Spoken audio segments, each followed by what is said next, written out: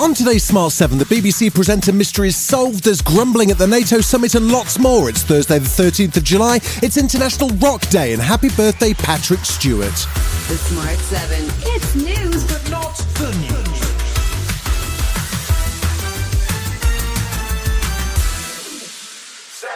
Since Friday of last week, when The Sun published an article accusing a senior BBC presenter of soliciting sexually explicit photos from a teenager, the question on everyone's lips has been, who is it? Well, at 6 p.m. on Wednesday, the nation found out from the opening lines of the BBC's own news. Well, in the last few minutes, the BBC presenter has been named as Huw Edwards, the man who has been accused of paying a teenager for explicit photos. Those who didn't know were shocked. Those who did know were surprised to find out that it was Huw's wife, Vicky Flynn, who released a statement identifying him and pleading for privacy, as it emerged he'd been hospitalised with mental health issues.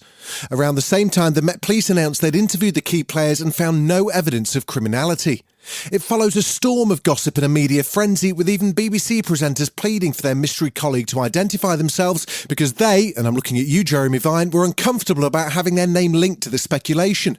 The Sun newspaper clearly have questions to answer, but we'll have to wait some time to hear Huw's side of the story, as his wife's statement makes clear. Huw is suffering from serious mental health issues. The events of the last few days have greatly worsened matters. He has suffered another serious episode and is now receiving inpatient hospital care, where he'll stay for the foreseeable future.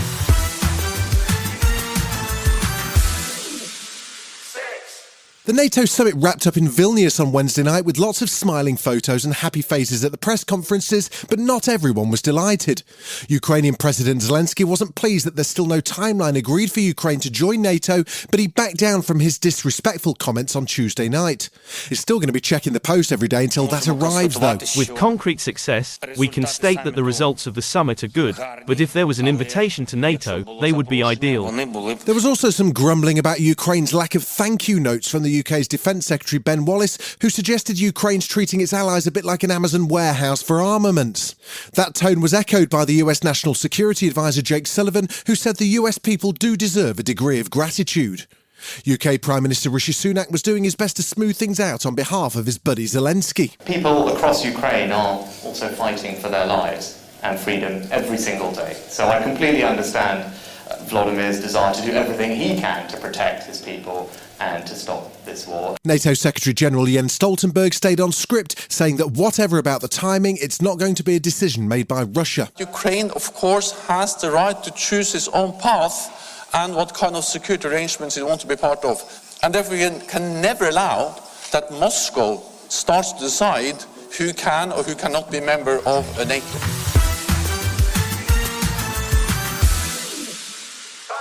Head of the Civil Service Simon Case appeared in front of a Commons committee on Wednesday, and he got a few things off his chest. First off, he says he'd seen no evidence that former colleague Sue Gray had breached any rules, and no suggestion her Partygate report had in fact been coloured by political leanings in any way, despite former Prime Minister Boris Johnson's claims. We found no evidence that, whilst employed as a civil servant, Sue's advice was coloured by party political views or such factors. He sounded quite fed up with the government and its former members, including Nadine Dorries, who is reported to the Chief Whip and the Speaker over forceful comments to his staff about her missing peerage.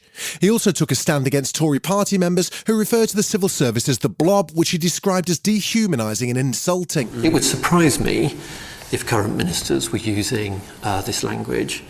Not least because if they were, I think it would indicate something akin to self-defeating cowardice. Because insulting the people who work for you, that's the self-defeating. And cowardice because you know these people can't answer back.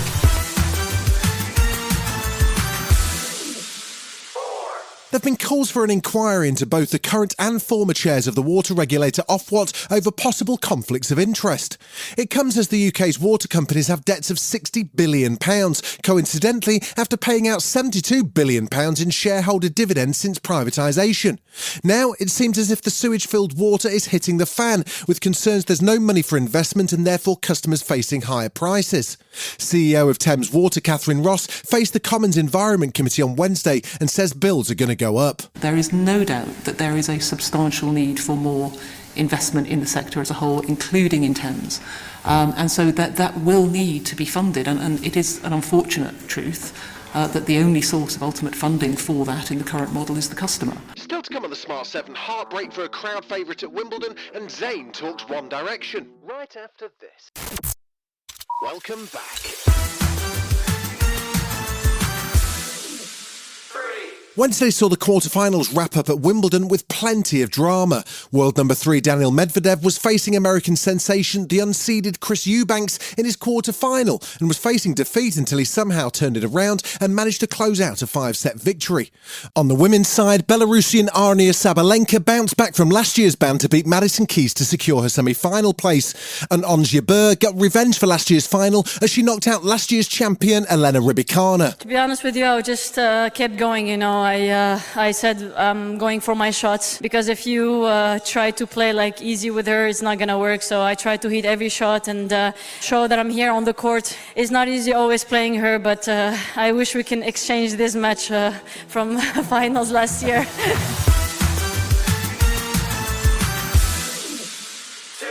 In the post-One Direction success stakes, it's pretty clear who the winners are. Harry and Niall, right? But for Liam, Louis and Zayn, things haven't exactly been at galactic superstar level. Zayn's popped up on the Call Her Daddy podcast to share some thoughts. He opened up about co-parenting with his ex Gigi Hadid, and he explained why he was the first to split from the group. It sounds like the plan was to be the next Robbie Williams. Instead, he turned out to be a bit more Howard. There was a lot of politics going on. Certain people were doing certain things, certain people didn't want to sign contracts. So I knew something was happening. So I just got ahead of the curve. If I'm being honest with you, I was like, I'm just going to get out of here. I think this is done. And I completely selfishly wanted to be the first person to go and make my own record.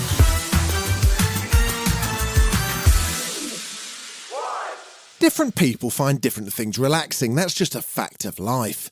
And if you find watching Nicolas Cage kill quite a lot of people relaxing, today is your lucky day. There's a brand new action comedy called The Retirement Plan on the way to your local cinema. Nick plays an estranged father retired to the Cayman Islands whose daughter seeks him out when she needs help. And this may shock you, things are not quite what they seem. Welcome to the island. Boom! Kills him. I just got out of here with my life. Did you shoot me? I guarantee you there's more men that are already coming. They will not stop until we are all dead. The old guy, he keeps killing everybody. Everybody. You've been listening to The Smart 7. We'll be back tomorrow at 7 a.m. Hit that follow button and have a great day. Give us 7 minutes and we'll give you the world.